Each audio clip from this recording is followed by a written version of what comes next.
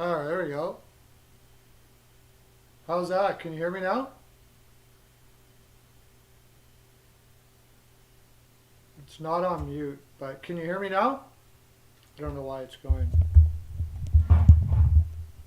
Why is it doing that every time? It's adding a new one every time. Okay, I don't know why it's going on mic auxiliary too, but it's working, so I'll have to figure that out later, but at least it's working anyways. Okay, yeah, tough games tonight. Tough games tonight. I'm going with Boston. Hey, how you doing, Alexis Dubik? If that's how you say it, I don't know. Let me get you up here on my phone so I can see you while I look at all the games.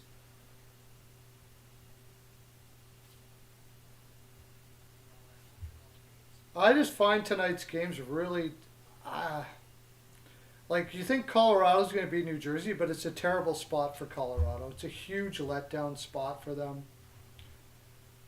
Uh, I seriously could see New Jersey even winning that game. Maybe, probably not, but I'm not like jumping through hoops to bet it either. I I, I think I like New Jersey to win to score 2.5 on that one.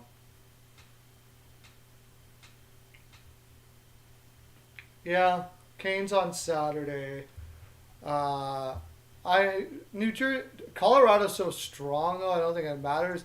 Also, has a goaltender been confirmed yet? Like, the Hurricanes are playing Detroit. I'd like to take the Canes there, but you know, the terrible juice on that. Uh, as far as I know, it's Pavel Francouz who hasn't been playing spectacular against Niku Dawes, but it still hasn't come up yet. So I'm not putting anything on that. Except I think New Jersey will probably come out hard. Didn't they take a big loss just recently? I think they're going to come out hard in the first. I would hope so. Um, how long have they been on the road for? I didn't even check that. There's so many games today and so many things to look at that. Like Colorado played LA last night. They scored a whole bunch of goals against them. Now they're going to go up against New Jersey and they got the Canes on Saturday. It feels like a dead spot. Like, it feels like a dead spot. New Jersey. Yeah, New Jersey just spanked the Coyotes. So, I mean, I don't know if they feel confident there. These young kids, you win a game, you feel confident. Now you're going up against. New Jersey's going to be up for this game. This is not going to be a game where New Jersey is like scared to play. They got nothing to lose. You're playing against the big bad Colorado Avalanche. You know, with Francouz in that, I could see them at least scoring. I think that's the way I would do it. Just forget the side altogether and just go with 2.5 New Jersey. Unless they put in, because they've been playing Dawes a lot, if they put in Gillies, then that changes things because Gillies is horrible. Yeah, Wedgwood played well last game, but I mean he's a backup. I don't know. I got Mini to win that game anyways. Uh, I think Mini will probably win that game. It's a must win for Dallas. Feels like a sneaky under to me too. Should be Flurry tonight. I think Minnesota will want to put Nashville. Well, I guess look at. I had so many things looking at all these games today, trying to find leans because there's a lot of tough games. Nashville is what? Vegas is 4 points behind them.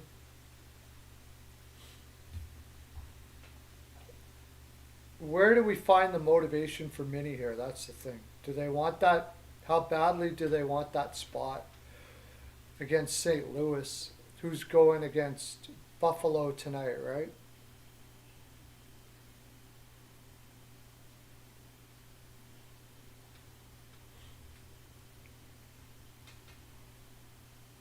I mean, Nashville's had a tough time scoring as of late.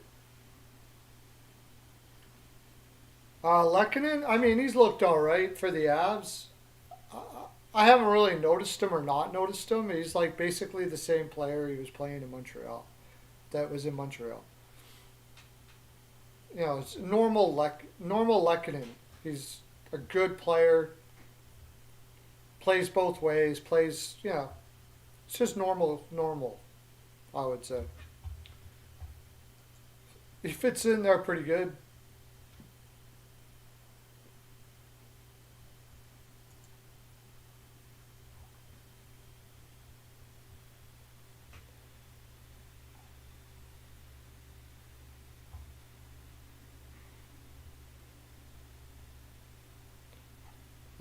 What is? I'll bring up Colorado here. Colorado. If Colorado puts effort into this game, they win it for sure.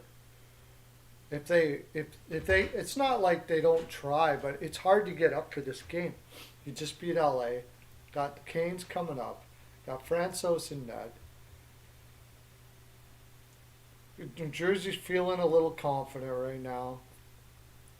Um,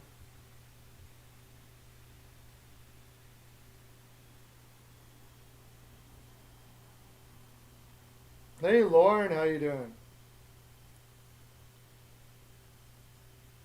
I don't know if it's over. I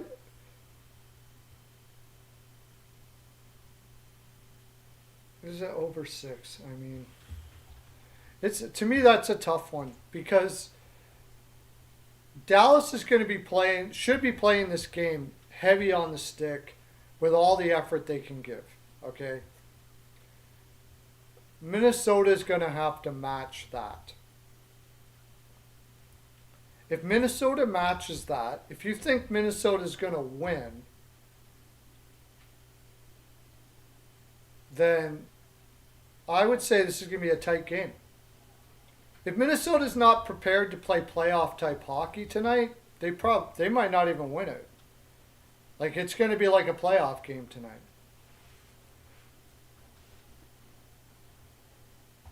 Nashville, I mean, they don't need the points, but you know, they're not comfortable yet.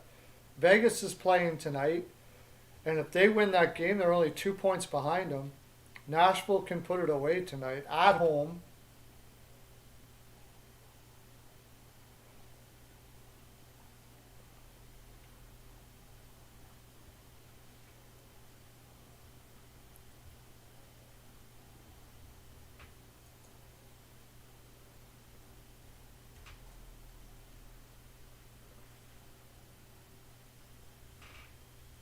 So I mean, you could be right. I mean, you never can count Minnesota out for goals, really. I'm just not comfortable enough to throw anything on the over here. What Dallas just played. Okay, they went over with Chicago, but who doesn't? I mean, it's Chicago, right? Crap the bet against New Jersey. They went over with Toronto. Everybody does. But besides that, New York Islanders were under. Seattle was under. Anaheim. That was Dallas, right? Tampa Bay, they just barely beat. Minnesota just crushed Edmonton. Yeah, they've been over like the last 5 games, and they were over. Oh, they lost to Nashville 6-2 last game too.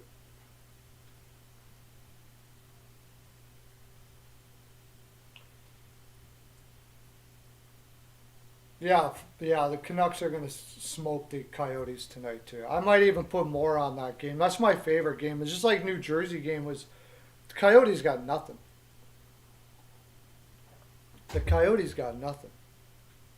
You got a haircut. Oh, cool. Right on.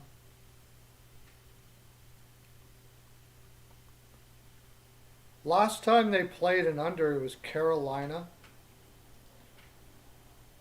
and they won. Let me see.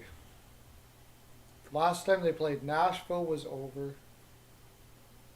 See, I think they play under on the road more. Not uh, Minnesota. Okay. No, not really. No, last two games have been over. Washington was probably a push. Might even been an under. Carolina was an under. And then they were home for like ever. Under with Columbus, over with Detroit. Everybody's over with Detroit. Let me look at Nashville.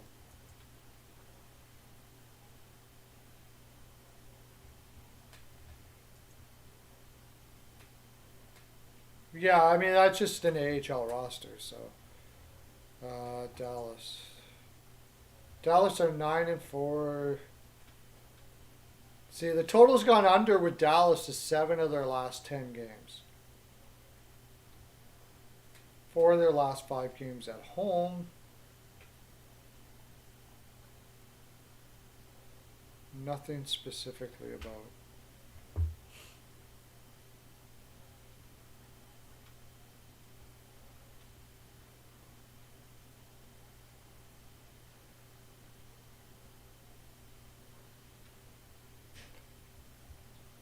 I don't know. It just feels like an under to me. Sometimes it doesn't matter. It just feels like an under. I don't know if I'm going to put anything on it because, like you said, Minnesota does play over, but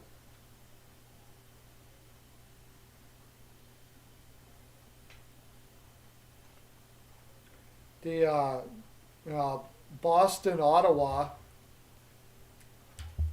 Ottawa hasn't won in Boston in forever. I think since they beat them way back in the playoffs. Like Ottawa never wins in Boston. Because of that, I'm taking them in regulation, and I like the over in this one. Uh,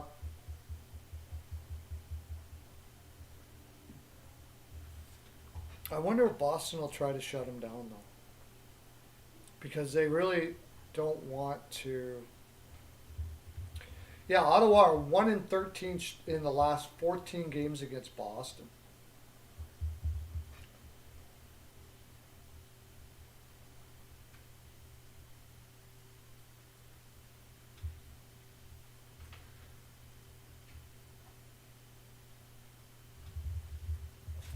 I think he is still out. They still got the injuries. But I mean, you can't go against these trends.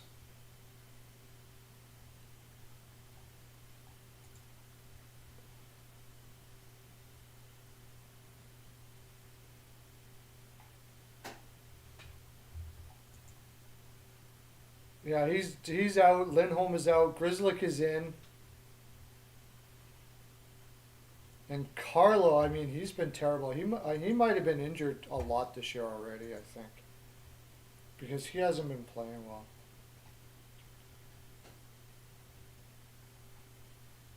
It's Yeah, I don't know. Maybe it's not. Maybe that's not an over there because Forsberg has been playing really well.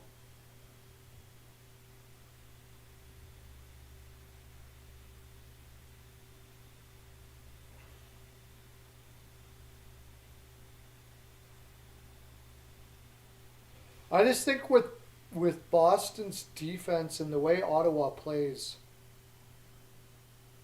you know, the hard, especially in the first period. I kind of like the first period over here. And then maybe I don't get my over and it settles out after that. But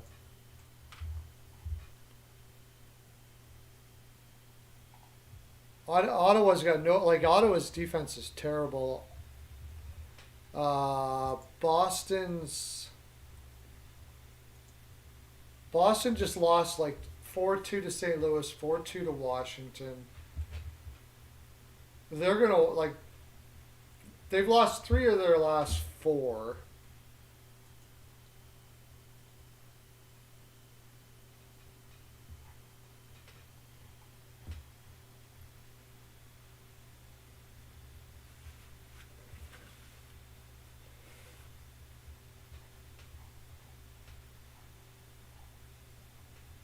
No, it's three of their last four. Oh, but okay, the last one was at home.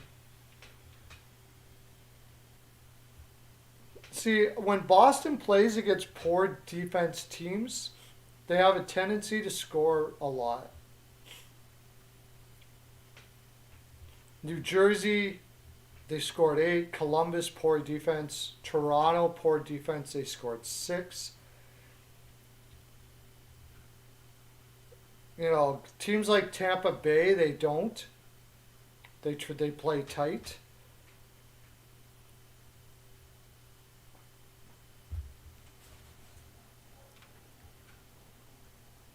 And except for Montreal. Montreal, they didn't.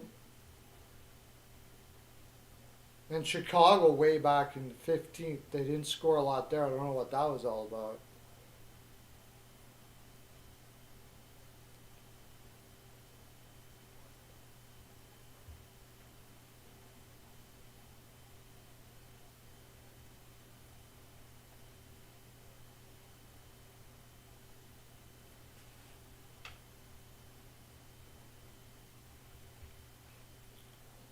Yeah, and you know, there's a lot of good people that are taking Vegas there. I haven't got anything on it.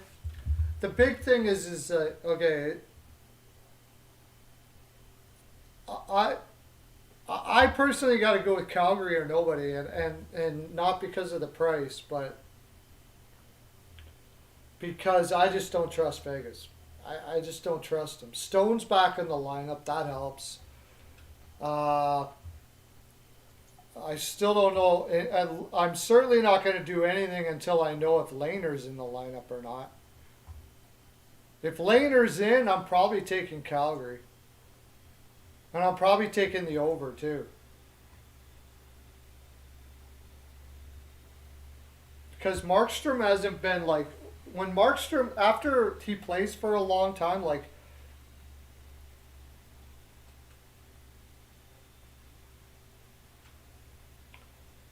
He got, you know, he's 11 goals in 26 games, 20.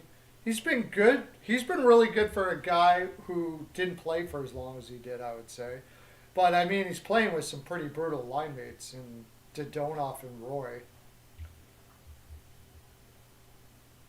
So you got that Stone, Stevenson, Pacioretty line there back together again. Amadio, Carlson, Marsh. So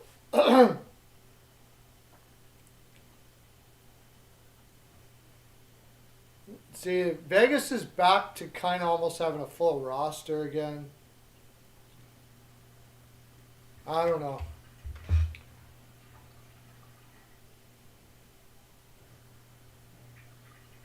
I think it's gonna be a tough game.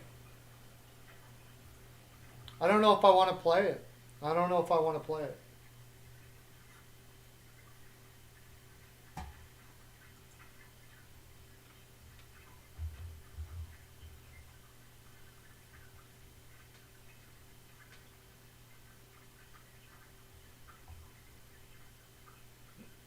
The more, I mean,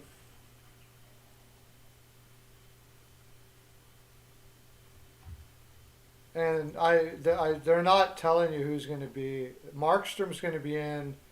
I've heard that it's possible that Thompson could be in tonight.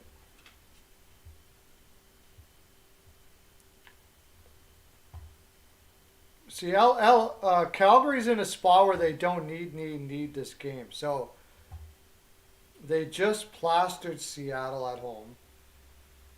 They got Vegas and then they got Arizona after this. So I don't know. It feels like to me that if Vegas comes out hard and plays like they need to in the spot that they're in, I think Vegas could get. I think Calgary could get back on their heels a bit. Because honestly, Calgary doesn't need to give up their body here. That's the thing is like Calgary doesn't have to play balls out in this game and risk injury and all that kind of stuff like that. Where, Vegas should be giving every inch of what they got here. So that's the problem here. He's been worth something. Yeah, Eichel's been worth something. He's been pretty. He's been really good when you consider he hadn't played for a long time.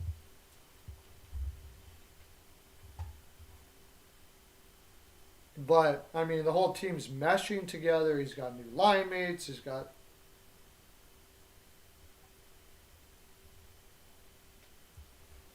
6-5.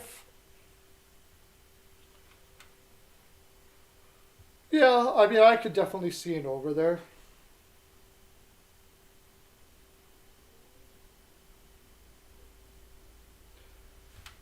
The more I think about it, the more I think I like Vegas here.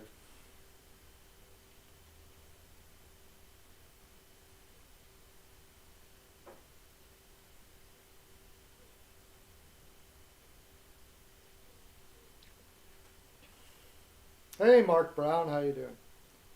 The more I think about it, the more I think I like Vegas. It's just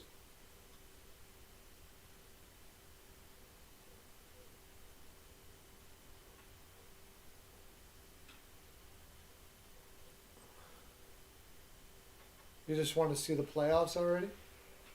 I can be patient for the playoffs. I'm okay with that. It's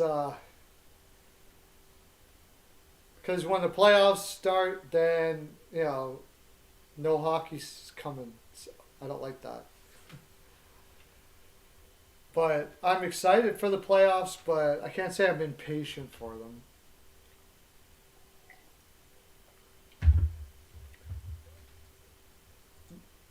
Uh, the thing that could be the thing with Vegas is okay. They got 74. They got 8 more games. I'll tell you, I probably won't put anything in on this. What time is the Dallas game on? Because if Dallas, will that game be over yet? No, it won't. I was going to say if Dallas beat Minnesota, I think it would take the stuffing out of Vegas, but they're not going to know that.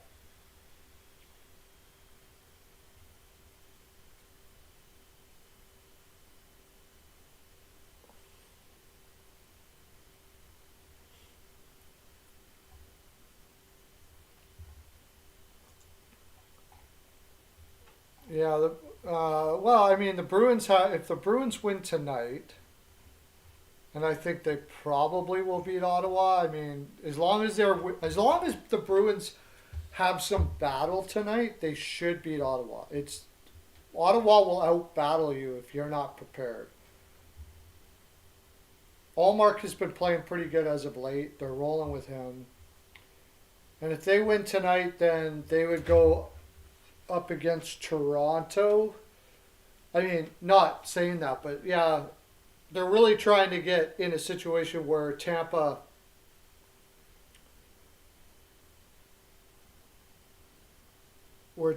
plays Carolina, right?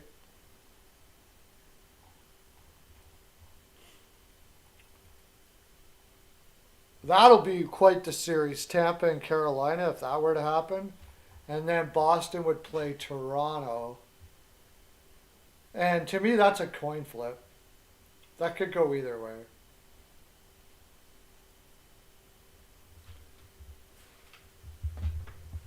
If Boston plays Toronto, I'd do like almost a full on trap. I think I'd almost do a full-on trap against Toronto. They wouldn't know what to do with that. I don't think Toronto would know what. You if Boston plays Toronto, you play a trap 1-1-3. I mean, you don't need to get all that many shots on Campbell. So there's no need to play like a crazy aggressive risky game against Toronto. We play like a 1-1-3 against them, and I mean they're going to still get their goals, but keep it to a low scoring game, and and Boston probably might be able to win, probably wins that series. And then I mean after that it's probably one series and out for them though regardless. Washington, Florida. So put Tampa in there. Then possibly if Tampa beat Carolina, it would be a Tampa Florida match. And then Boston versus probably either Pittsburgh or the Rangers.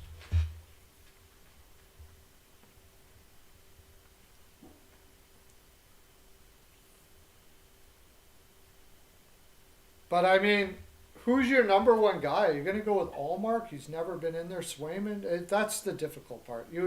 Boston really needs one Allmark or Swayman to get super hot.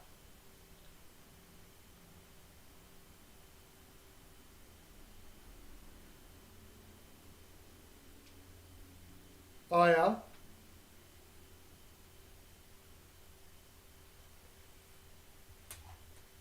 We don't even know if they're going to make the playoffs yet, but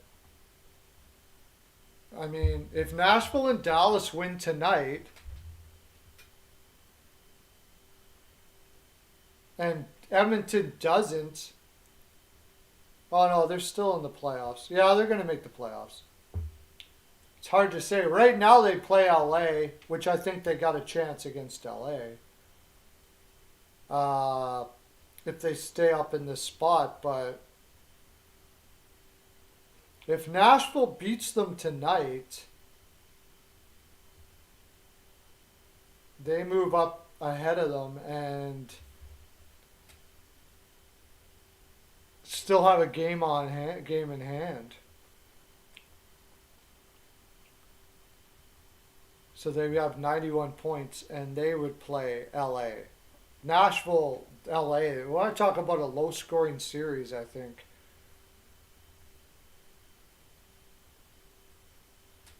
And then Edmonton would have to play. Oh, then Edmonton would play Calgary.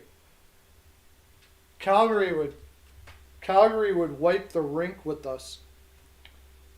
That would be fun. It would be. Everybody wants to see Edmonton Calgary, but Edmonton ain't beating Calgary. I doubt it. I mean, very low percentage chance Edmonton beats Calgary.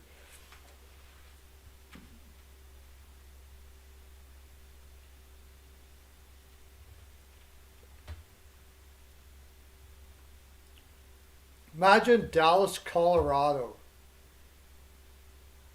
That series should be over before it ever gets started. You know, assuming Vegas doesn't come back and pull a Hail Mary and get into this thing and knock Dallas out. But it's funny, if Vegas did take Dallas, last year everybody wanted Colorado, Vegas, Colorado, Vegas. Now you would have it, and it wouldn't even really. I mean, Colorado's so beastly on defense.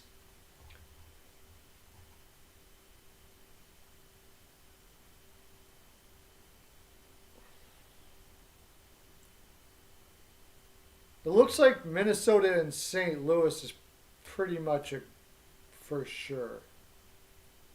No, wait a sec. What am I talking about? Nashville wouldn't play Los Angeles. How the heck would that work? They got a wild card spot. So if Nashville wins, they don't take out Edmonton. I don't know what the heck I'm talking about. Nashville wins, they They stay in that spot because they're not catching St. Louis. That's right. So they don't take out Edmonton at all. What am I don't know what I'm talking about there.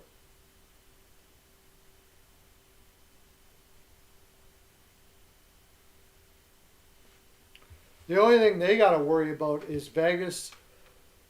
They're 4 points up on Vegas. So Vegas probably needs to win like at least seven of their next or six of their last next 8 games, and even then, as long as Nashville keeps pace, they're gonna. If Vegas wins tonight and Nashville wins tonight, Vegas is pretty much done. Or if Vegas loses tonight and Nashville beats Edmonton, they're pretty much done.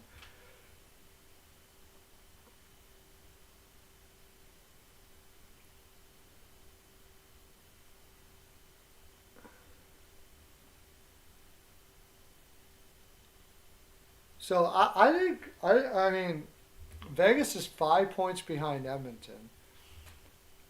I think Edmonton's pretty much safe now, right? Because there's no team within their division that's less than 5 points behind them.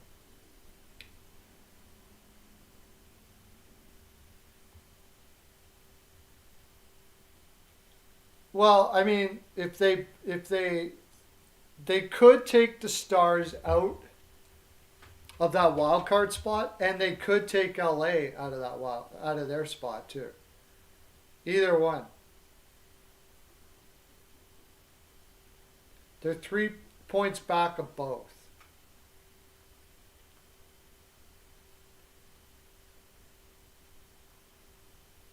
They're chasing a wild card, and they're chasing also the division. So they could do either one. So if LA crops a bet and they get in, if LA crops a bet and they get ahead of LA, they actually get. It's not even a wild card spot. They would be playing Edmonton. And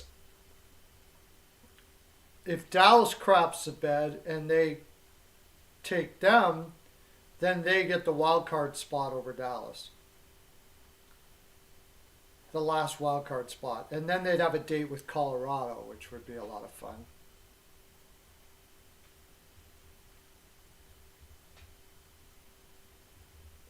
So they got a few ways they can go, but they got to win that one tonight. And that's the thing. Like, how much do you believe in Vegas? I'll tell you what. They could have had it already. I mean, they didn't. Lehner didn't start well in Vancouver. They came back, which was ballsy. But in the did you see that overtime for Vegas?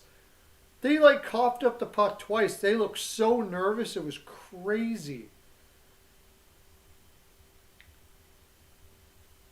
I maybe get a feeling here that I think I might put a little bit on the draw here. Vegas Calgary draw. Maybe Vegas plus 1.5 combined with something.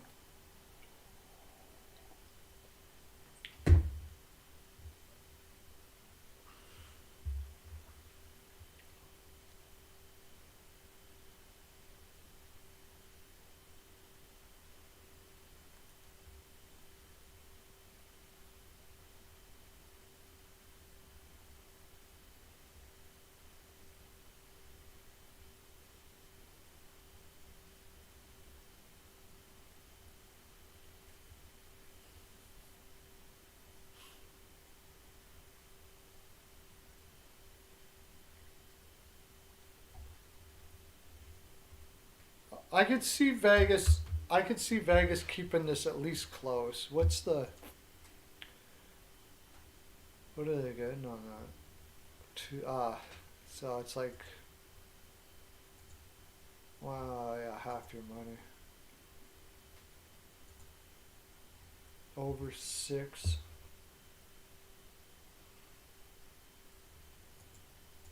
Tough card. Colorado's a letdown spot. Vancouver is the best. Vancouver's probably crushes that game. Now, if Vancouver's got to win every single game. Now, the thing about Vancouver, though, is I think they got a pretty gravy schedule to do it with. They have no games for the rest of the week. So they can give up everything against Arizona, and they should. They should be putting that right away. Oh, and they got a week off, and then they got four. They got back-to-back Dallas at home, Ottawa at home, and then what would be an absolute. So it's not two huge games. Maybe we'll see if they win them or not, or what happens against Mini and Calgary on the road. Just imagine having to have those two games on the road for your playoff lives, right? That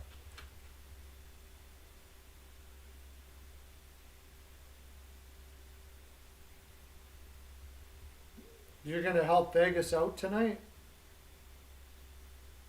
Who's you? What team are you, Marshall? I know you've been in here before, but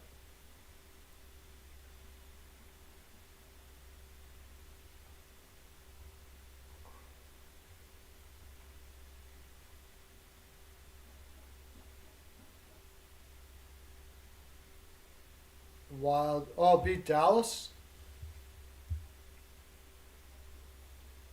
Yeah. I think so too. I got a little bit. I got a little bit on Mini tonight. Uh, maybe what? Obviously, what's his name? The coach there for Dallas believes Wedgwood because they're putting him in again. I don't know what it is about Ottinger that he doesn't want to go with him or whatever. I don't know, but Fleury has not yet looked fantastic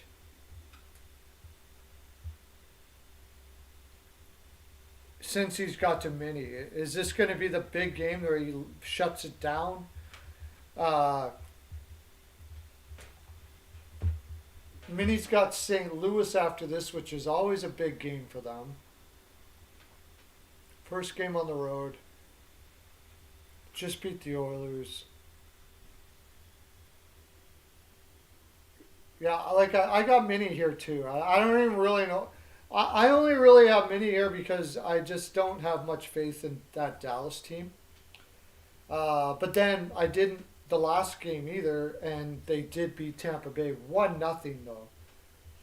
In a must-win game, and Tampa was doing their normal vacation stuff. So, how much do they want to stick it to Dallas tonight? Because Mini doesn't really need this, right? Just so they can get keep up with St. Louis for home ice advantage. Because there's nobody catching them now.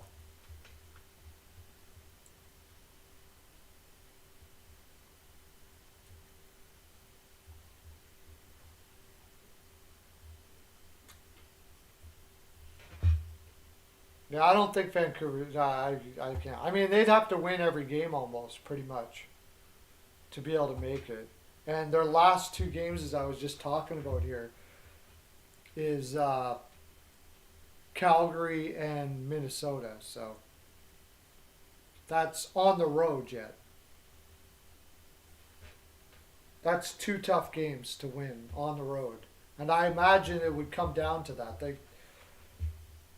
They really can't lose a game, or maybe one, but it's pretty improbable.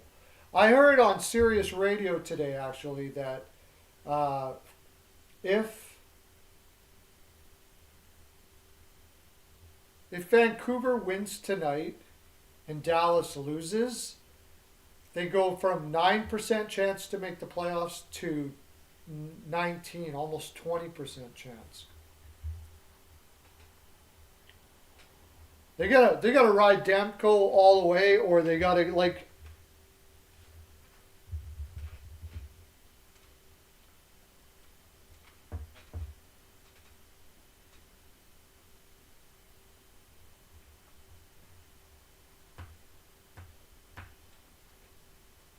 Well, Dallas has been playing a defensive game as of late, though.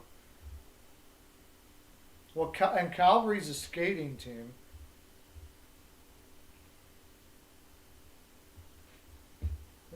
Nashville's a fight you in the alley type team. That's the problem Minnie has with Nashville is they're gonna beat the crap out of you in the corners.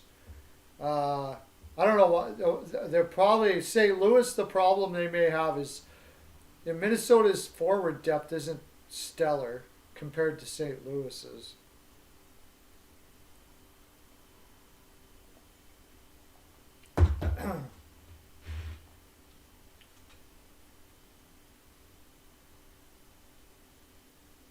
They probably also have trouble with teams that know about Talbot, like Calgary. Calgary would know Talbot. If they got Talbot in there, and Nashville and St. Louis would be in division, so they would have had their full share of Talbot and what his weaknesses are. So that might be the reason for that.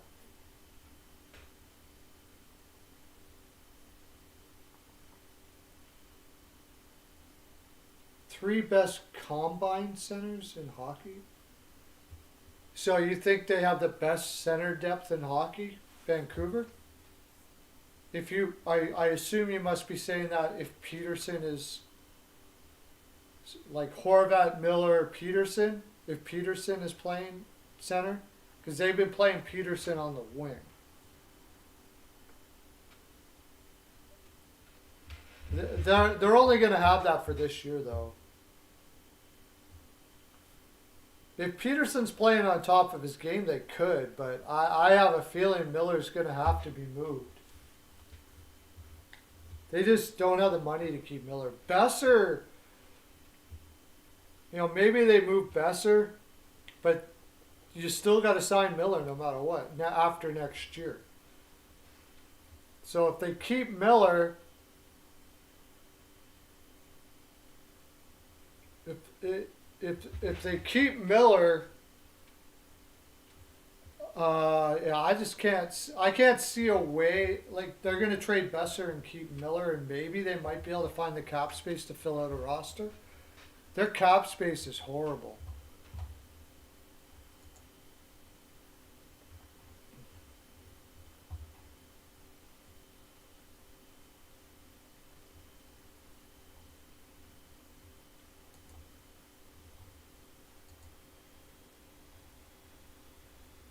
See, they got Peterson playing right wing now.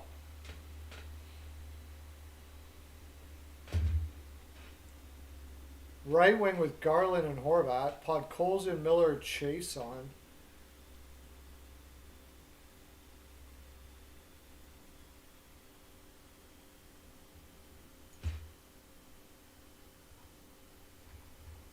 But next year, they have 13 million in cap space. They got to get a backup.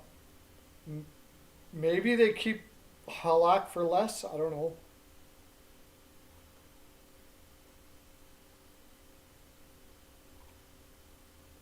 And they got to either sign Besser or trade him.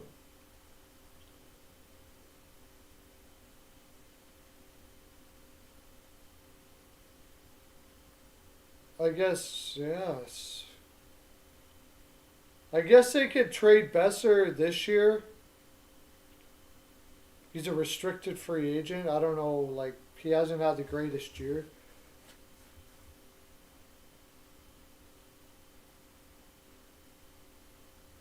But they got to do something about their defense, too. There's a whole lot that has to be done with Vancouver. They're playing well considering the roster that they have. But the roster that they have is not all that great. Really. They're playing well despite not really having the greatest roster. Hey CL, how you doing, buddy?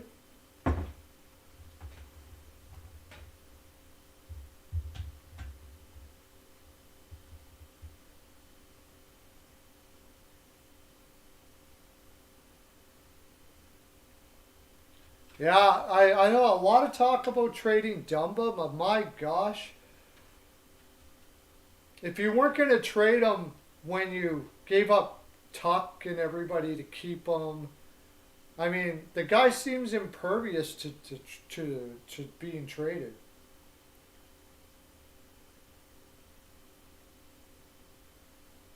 Yeah, there's talk of Dumba for Besser, but the problem with that is the new general manager for the Vancouver Canucks is a heavy is heavy on analytics, and Dumba's defensive analytics are not very good. So they got enough guys that have offense but are not good defensively. So I doubt that would be the trade.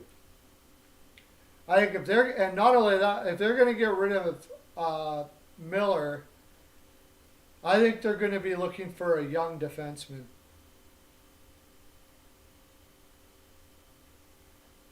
Yeah, they do kick in for the Wild next year, and that's going to be the other thing. The Wild probably wouldn't be able to like sign him after next year, anyways.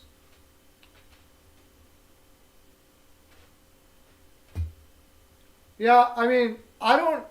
Unlike a lot of people, I don't necessarily like creative offensive defensemen are going to turn over the puck on occasion, and they might even be bad turnovers.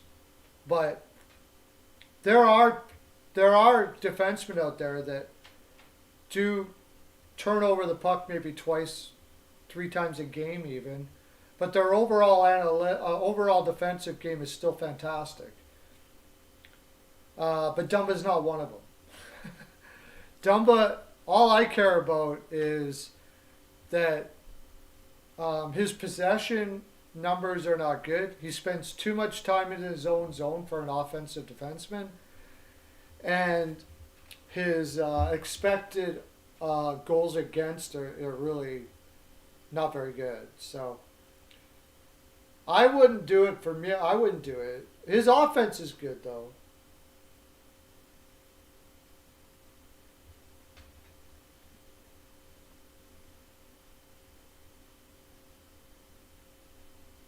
De- Defensemen are a dime a dozen. What do you mean?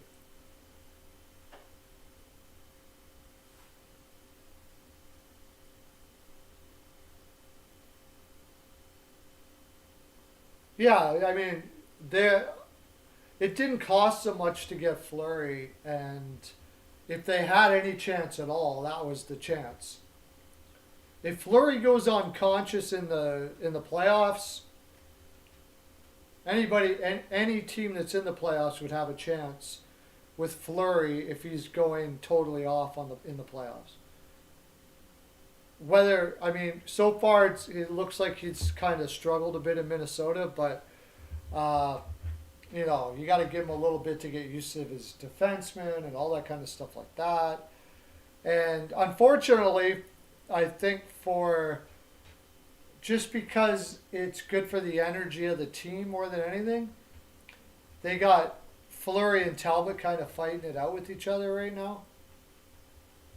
Uh, but I mean, if you went out and got Flurry and you're going to play Talbot in the playoffs, you got rocks in your head. Sorry, but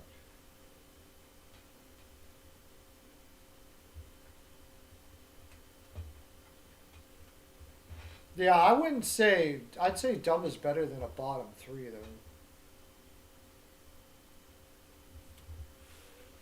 But I mean, you lose Dumba, you're gonna need somebody better than a 1-3. I mean, what like a 5-6. Even if you think Dumba's a 5-6, okay, you got Kulikov in the top four right now. Jacob Middleton is playing way too high in the lineup. Brodeen's a beast. John Merrill is like a 5'6".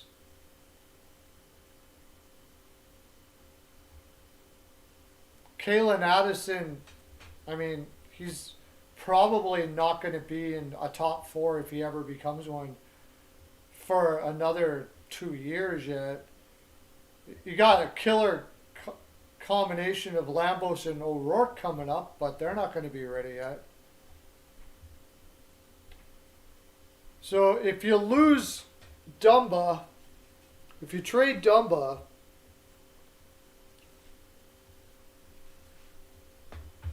you really got to find another defenseman, or you just kind of pack it in next year, honestly.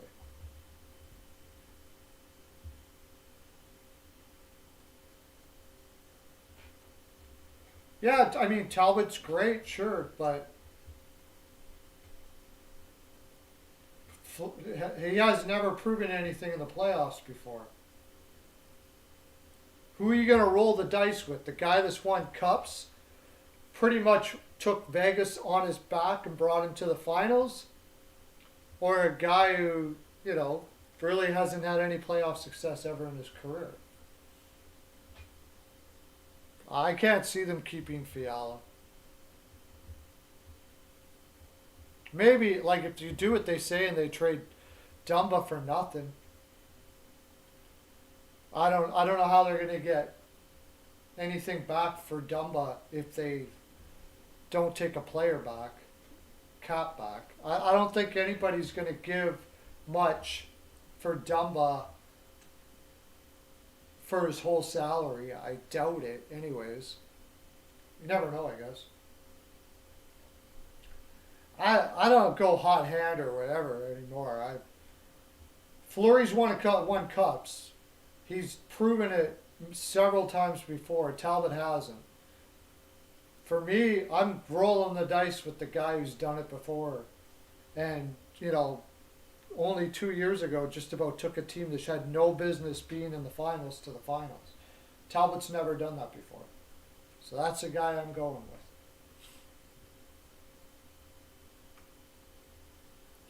This little toying around here with Talbot, Fleury.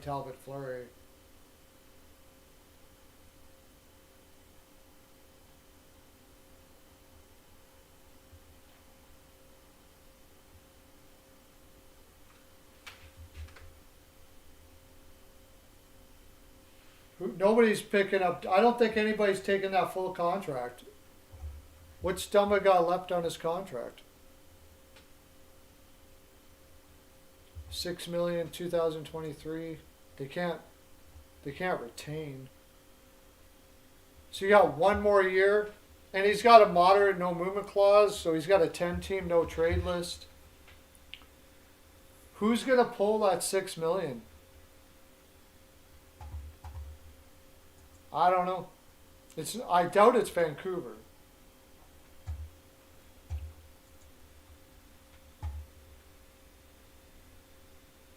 You look at teams with cap space. Oh, you know what? My Philadelphia Flyers might freaking do it. They might do it.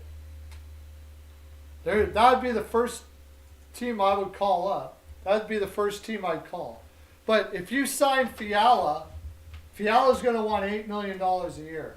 You take Dumba out of the lineup, Minnesota has basically no defense next year. I don't see it, dude. Maybe Arizona, but Arizona won't do it because they don't want salary there.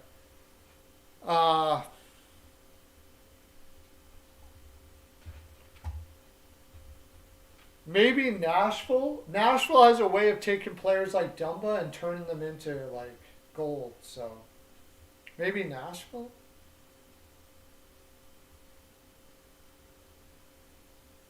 Sounds like a done deal already. Yeah. Do you hear CL that they're talking about going after going after a free agent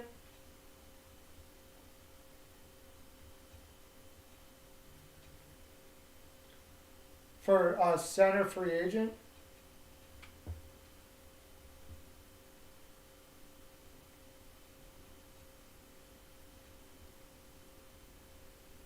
Now you won't get nothing back for that. $6 million. You're trying to get six. You're trying to give up $6 million salary for a guy who's poor defensively and you know just above maybe above average offensively. I think you'd be. I don't see anybody giving up you anything. Like think about it, Marshall. You're sitting there going, "Oh, we need to get rid of Dumba." You think the rest of the league is like doesn't just blind, you know? Exactly. He's got an injury issue. He's got all that kind of stuff like that. I just don't see anybody ponying up a much of anything if they're going to take his whole contract. They're basically doing you a favor, is the way they're going to look at it. Now, if you want to take another defenseman back, maybe. But if you do that, you're not signing Fiala, so. Right? They got you by the short hairs. Everybody in the league knows you have no leverage whatsoever. So, I doubt anybody's going to give you much for him.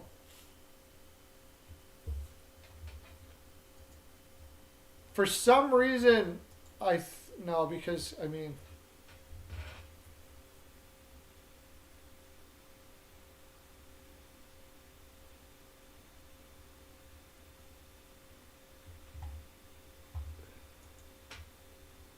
so I don't know. You'd have to look down all the teams. I'm looking down the teams.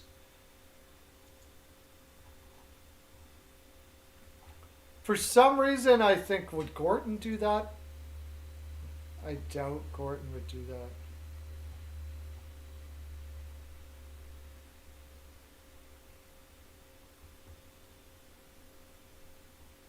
For some reason, I think Montreal might do something like that, maybe.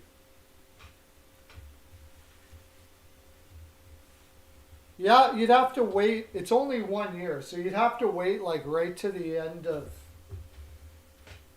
when all the teams have kind of got their free agents and stuff like that. And then they look and say, we need a power play guy.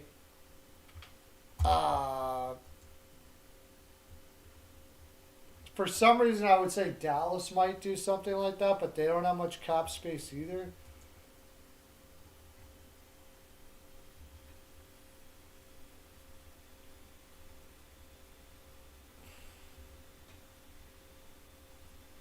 Tough call on that. It's hard to get a read on what people would value Dumba for. I would like to know how many teams are.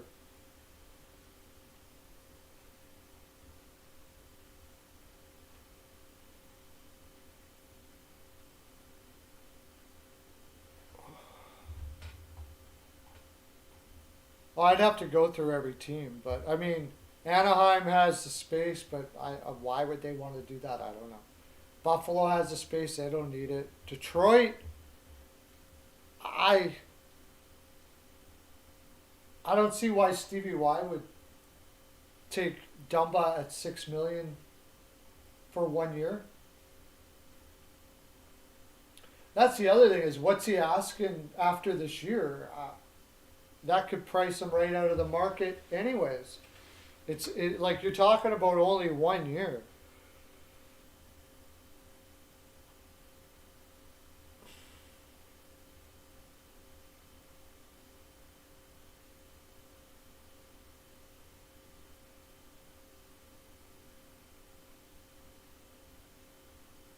I don't know. I don't see too many teams that are going to take his whole contract. I don't see any really. That you know, he is he a righty? He is a righty, right? That would be the one bonus is perk, is he's a righty.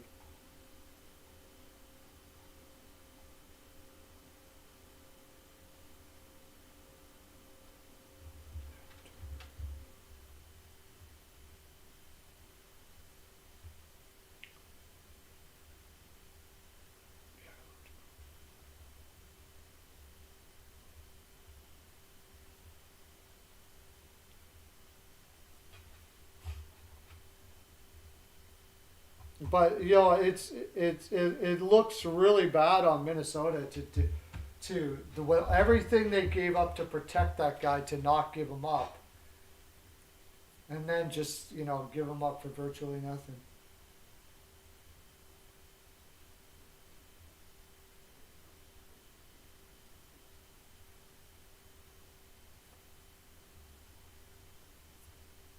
Yeah, I mean, though I'm sure they're going to try to move him, but I don't know. Minnesota's in a tough spot for the next couple of years. They're going to have to do some fancy dancing to.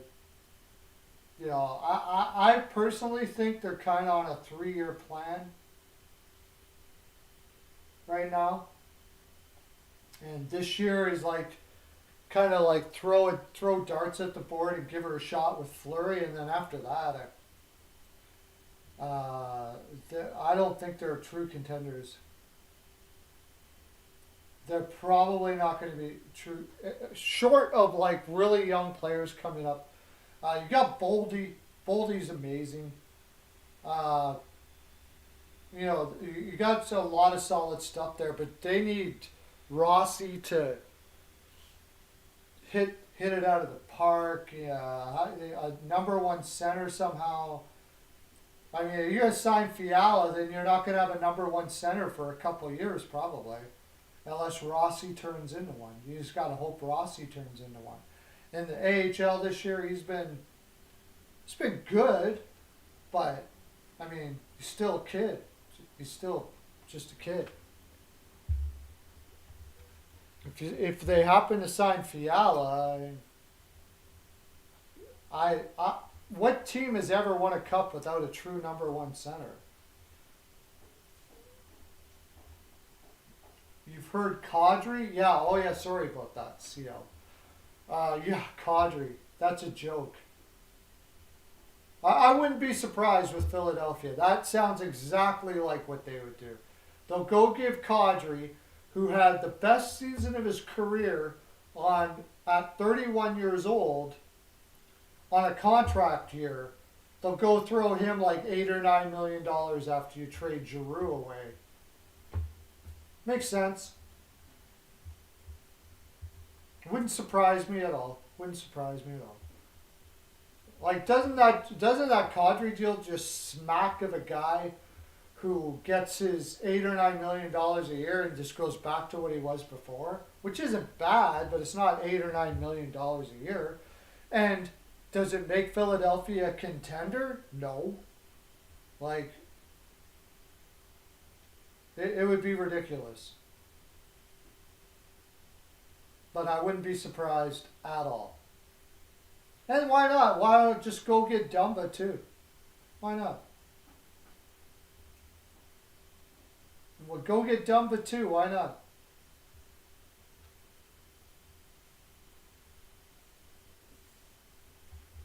And still not be a cup contending team. Crazy.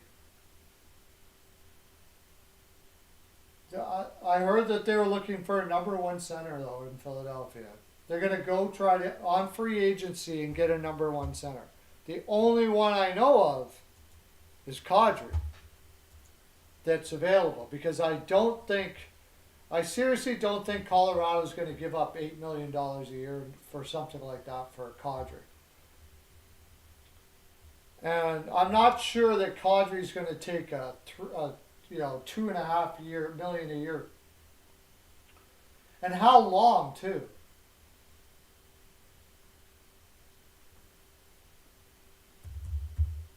If they're going to go on the free agent market, well, you got Trocheck, Strome. Like, what are you doing? Why would you even bother? Suck for the next couple of years. For the love of God, rebuild. Unbelievable. What? Anybody else got a team out there you want to talk about? Let me know. About the playoffs or anything like that. Just throw it out there. But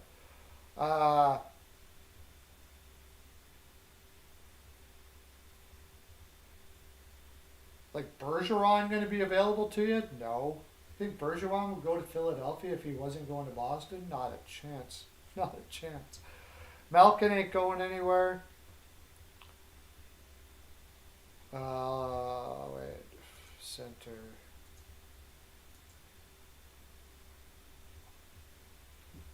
Maybe they're going to go like for a restricted free agent. They're going to do an offer sheet. I'll take a look at that in a second. But Trocheck, Kadri, that's it. Kadri's making 4.5 right now. He was on close to 100-point pace. I bet you it's going to cost you $8 million to get him. Carolina's very good, yeah. The only thing I'm concerned about with Carolina is, well, Anderson hasn't been playing that well down the stretch, and they don't really have that like playoff guy. You know what I mean? Like they don't. Aho is. This is gonna have to be a big year for Aho, but they don't have that veteran. You know what I'm saying? Like Perry or Maroon in Tampa, or they used to have Williams.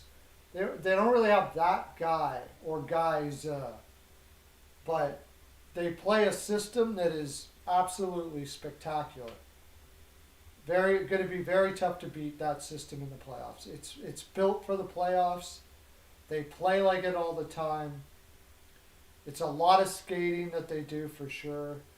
Obviously, Brindamore, who probably is one of the most. I'm looking over here. I should be looking at you guys, I guess. Brindamore, who is probably the biggest fitness guru there is out there, and is amazing at getting his guys to be fit, using competition and fun enjoyment to try to get guys to be as fit as possible.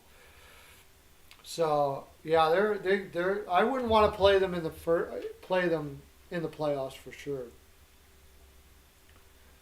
But I would really love to hear what Philadelphia is thinking about getting a number one center in free agent. What, Rickard Rakell? Like, there's nothing here, man. There's nothing here. It's Kadri or nothing. A 31-year-old Kadri. I wonder who would give him that.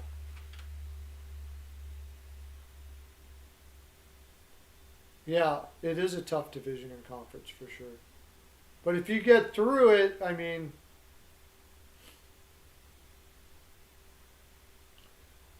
you heard it here first. I think what they'll do is they'll throw $7 million or something like that at Vinny Trocheck. I bet you. That's what they'll do. And everybody will be like, okay, whatever.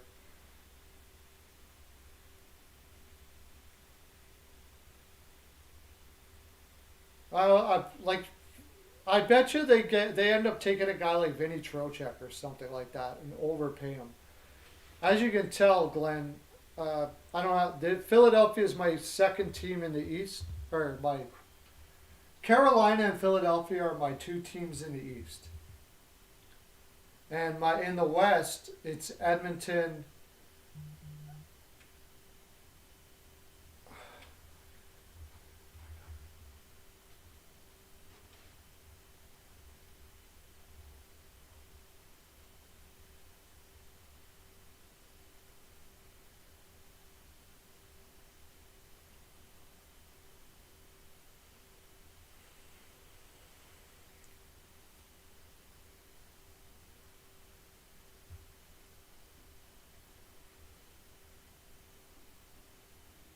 Yeah, I would say I just think that's what will happen. They'll get somebody like Trocheck. It's such a Philly thing to do.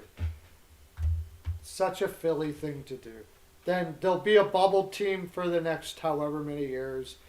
Keep on getting middle round draft picks that they, somewhat do well at drafting. And my team's going to be a bubble team for the next decade, pretty much. Right, CL?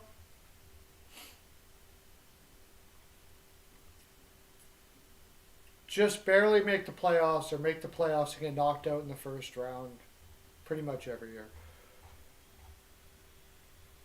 You got Bobby Brink coming up. I mean, that's good, but what Philadelphia should be doing is selling off everything that's worth something and building that frickin' team.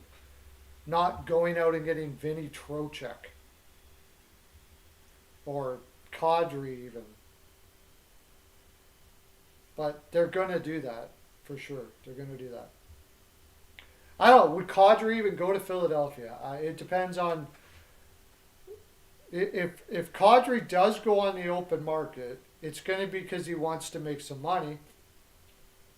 Colorado's probably going to offer him around 6 or 7 for a couple of years to stay there. And Carolina versus Mini for the Cup. Well, I did hear it there. I mean, anything can happen, I suppose, but I'm not even 100% sure on Carolina, to tell you the honest truth. And Carolina is one of my teams in the East. I like them, but their top 6, their 5-6 spot is Defense, they're a little bit on the 5-6 spot. They could get beat up. Their forward depth is great, and their system is fantastic.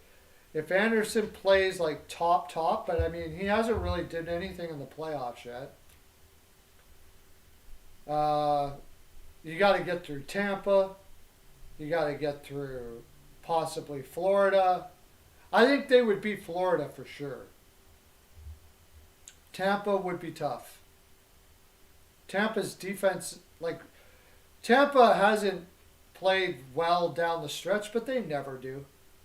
Tampa floats through the regular season. They don't. They won a couple cups already. A lot of times when after teams won a couple cups, they're really hard to get motivated late in the season. They're just like, we're in, good.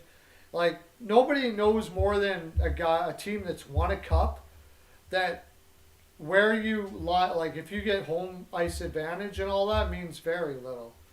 They know more. They know that more than anybody. It comes right down to it. The team that wins the cup is the team that's has the best playoff mindset and has been through the war. It's you gotta get through the war. It's gonna be a war.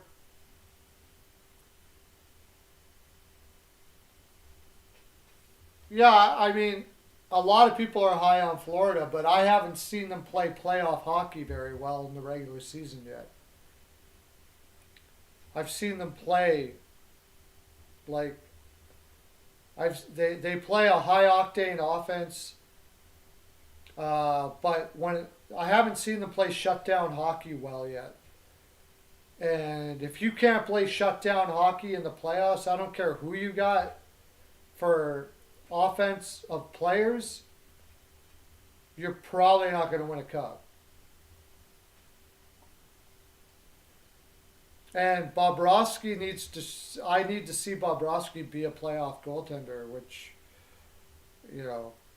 we haven't seen yet. So I don't have them as high as a lot of people do, that's for sure.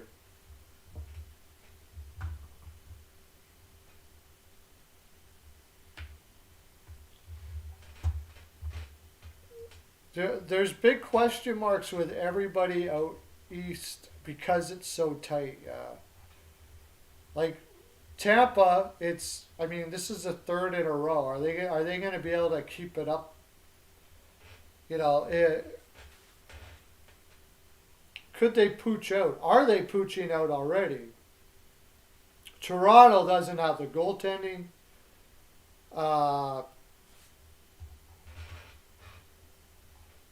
Yeah, I kind of gotta agree with you though. If I gotta put my money on someone, it's probably Carolina.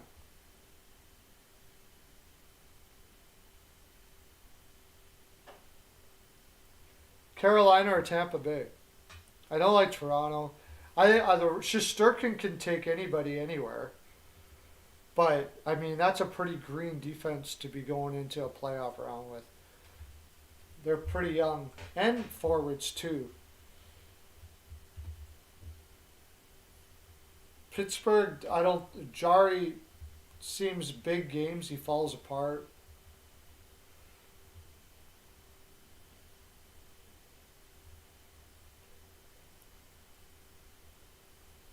He's too young, man. Spencer Knight, he's just a kid. Well, they play with pace. That's what Sutter talks about all the time. Is they play with pace. They know exactly where they're going all the time. Their sense of anticipation of where the puck's going to go and be is second to none. They have a system. They back each other up all the time, and they do it like in a systematic way that is unbelievable. It's because of that I'm, if I wanted to put money on a team in the East, it would be between Carolina and Tampa Bay. Tampa Bay's just done it before. Their defense is amazing. Vasilevsky is incredible. It's just a case, not just a case, how much legs do they have with the COVID shortened season and short break and everything? How do they have the legs? So my thinking is that it's going to be right now it'd be Florida and Toronto, and honestly that's a coin flip for me. That would be a crazy series to watch. I want that Florida-Toronto series. That'd be something else. But either one, whoever wins that series, let's say Florida wins it. The Rangers-Pittsburgh, I bet you that goes 7 games.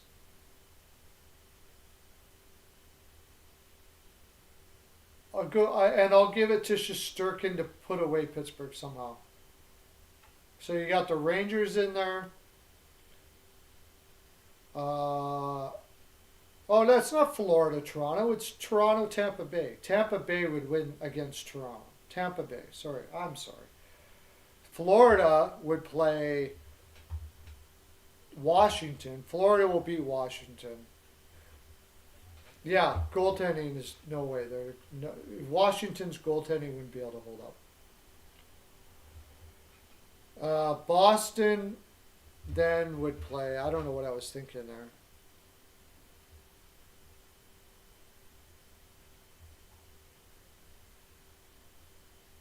It'd be Boston, Carolina as it stands right now, right? Or is Florida first? Yeah, Boston, Carolina. Carolina will eat Boston for lunch.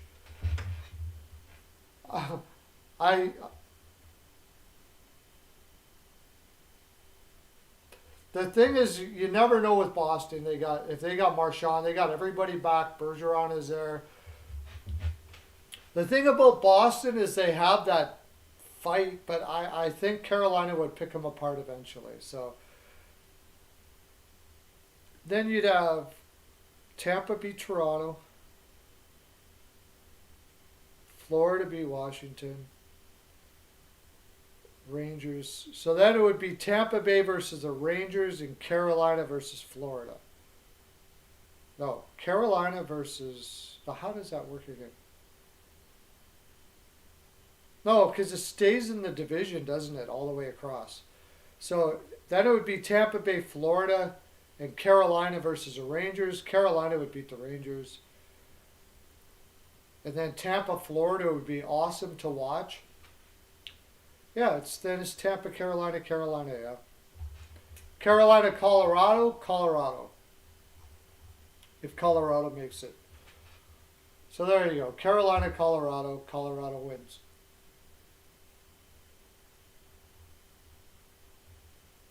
If Tampa Bay's got a lot of legs left by the time they get to Carolina, though, I take Tampa Bay.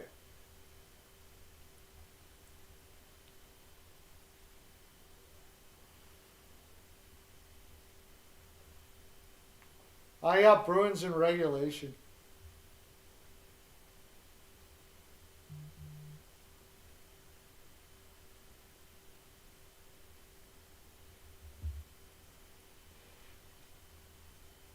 I got the Bruins in regulation.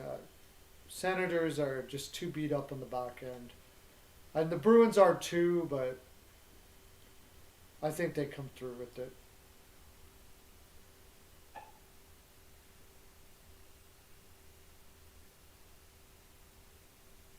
No, the goals count separately. They have they got playoff goals and regular season goals. So when they say that Gretzky scored 900 and some goals, that was based on the regular season. Overall, if you added in the playoffs, whatever they are, but it's it's the record is based on the regular season.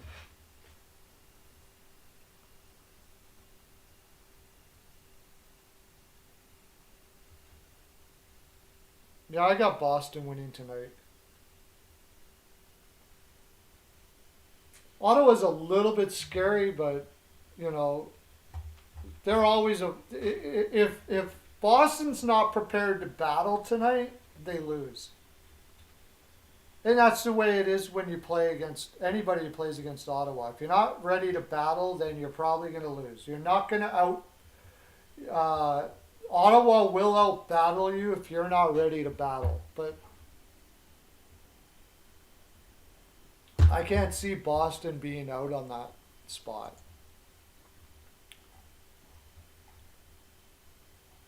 Uh,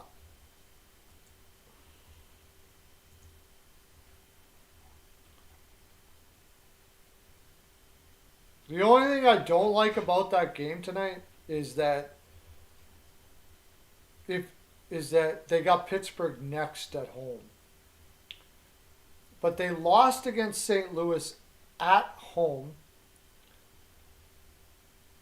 and Boston plays with a lot of pride in their own barn. So I doubt very much that they're going to let it go.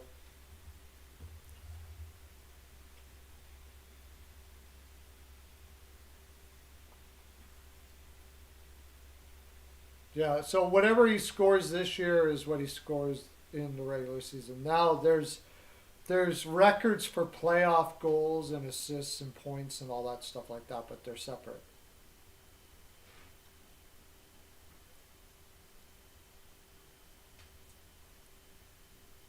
I just think I have a hard time. Tampa, Carolina, I don't know. I got to really see where Tampa Bay's legs are at when they get to the Carolina.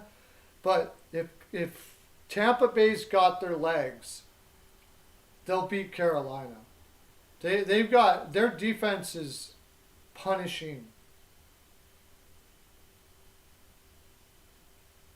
I got the Wild.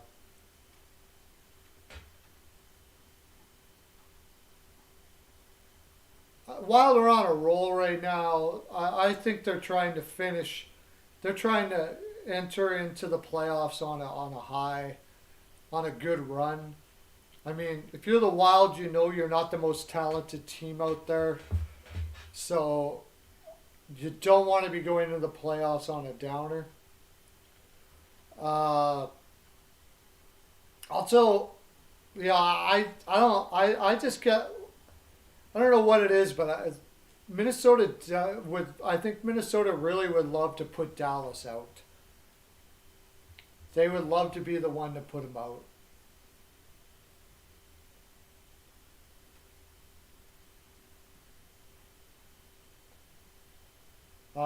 Breaking his 92 goals in a year. Um, Honestly, I think that there are players that would, and so does Wayne Gretzky.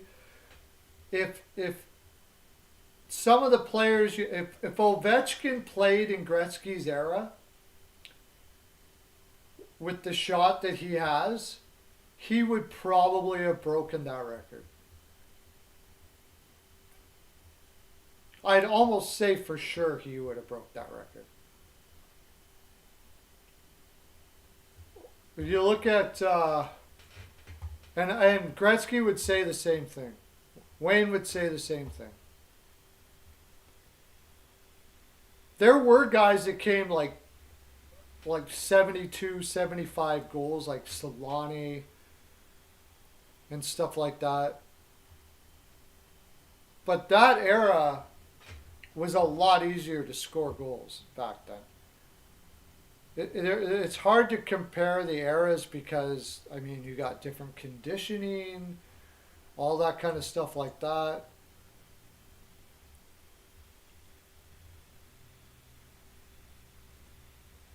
Looking at his career, what's the most goals he scored?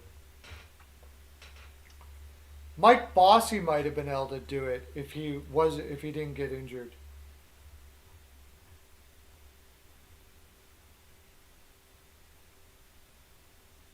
The most he's had in 1 year. See, yeah, he got like 56 goals back in 65 in 2007-8. I mean, that was ridiculous for that 2007-8. Like, for that era to get,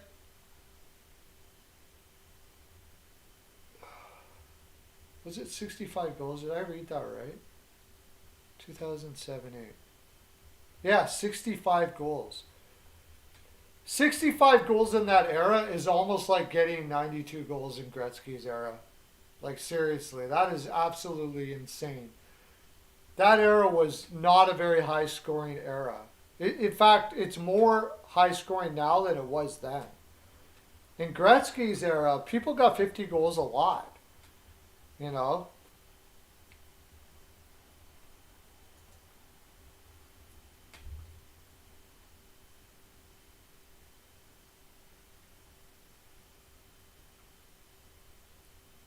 Yeah, it's a higher scoring. This new era is a higher scoring era for sure. There's a lot more 50 goal scorers than there was like 15 years ago when Ovechkin got that 65 goals. Probably nobody here now that's playing now would have got 50.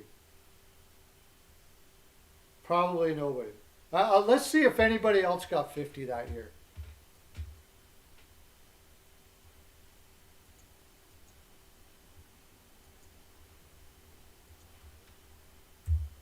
I bet you nobody else got 50 that year.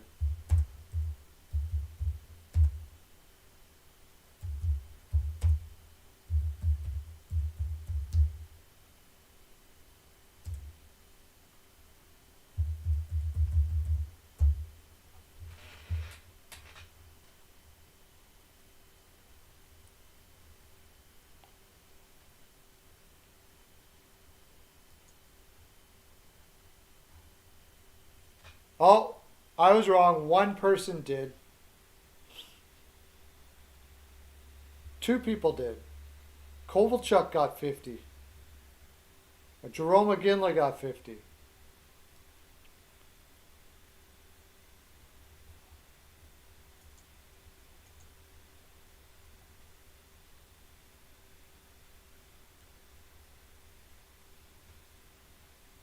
Calgary got 50. Kovalchuk got 50. Ilya Kovalchuk got 52.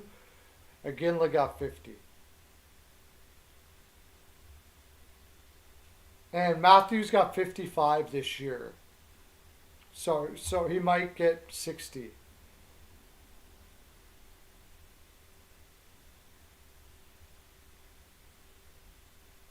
How many 50 goal scorers this year?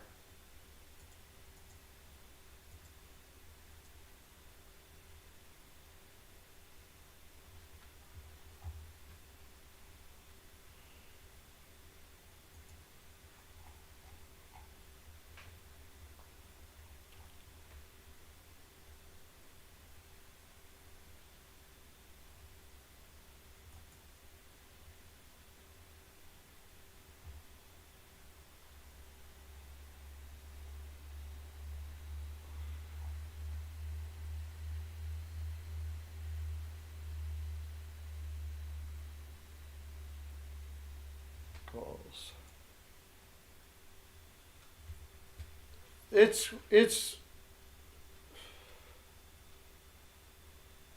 Draisaitl, Kreider, Matthews has got 58. Ovechkin will probably get 50. That would be 4.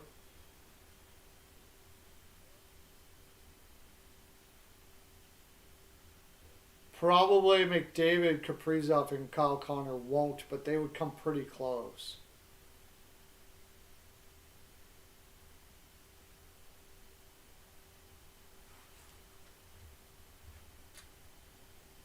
Three, yeah. I just had to look it up. But overall scoring is way up this year, too. There's more scoring this year than there has been for a very long time.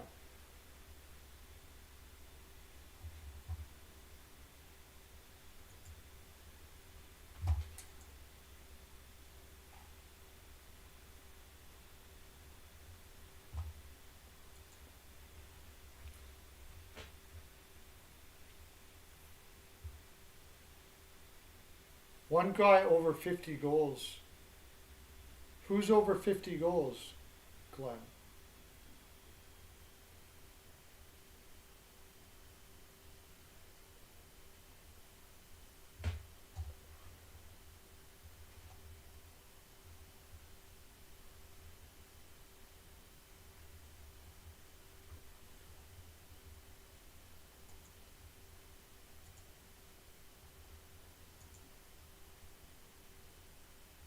Who's over 50 goals for the Wild?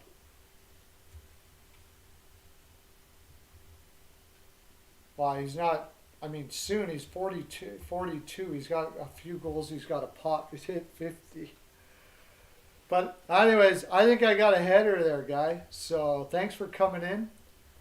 I got to go pick up my wife and stuff, so I got to let you guys go.